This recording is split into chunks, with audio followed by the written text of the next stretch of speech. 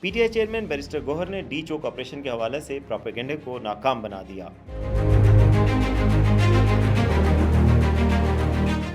26 نومبر کو ڈی چوک آپریشن کے بعد پی ٹی آئی نے اسے قتل عام قرار دیا اور پارٹی کے مختلف رہنماؤں اور آفیشیل اکاؤنٹ سے جھوٹے اعداد و شمار پیش کیے گئے، جنہیں آج P T I chairman barrister Gohar نے عمران خان سے ملاقات کے بعد مکمل طور پر بے نقاب کر دیا۔ 27 نومبر کی صبح پی ٹی آئی آفیشیل اکاؤنٹ سے دعویٰ کیا گیا کہ اسلام آباد میں قتل عام ہوا ہے اور سینکڑوں اموات ہوئی ہیں۔ پی ٹی آئی کے رہنما لطیف کھوسہ نے یہ دعویٰ کیا کہ ڈی چوک آپریشن میں 278 اموات ہوئی ہیں۔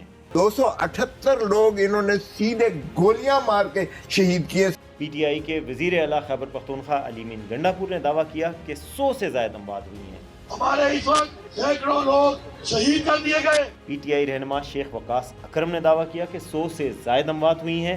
بہت سے لوگ جو ہیں وہ شہید ہوئے اور ان کی تعداد جو ہے وہ بالکل سینکڑوں سے اوپر، مطلب ہے کہ 100+ میں جا رہی ہے جو ابھی تک رپورٹس ہیں۔ پی ٹی آئی رہنما شیر افضل مروت نے کہا کہ 50 سے زائد اموات ہوئی ہیں۔ 50 سے زیادہ ہمارے شہداء ہیں اور ابھی تک کوائف اور تفصیلات ہم جمع کر رہے ہیں۔ پی ٹی آئی رہنما رؤوف حسن نے دعویٰ کیا کہ 26 سے 27 اموات ہوئی ہیں۔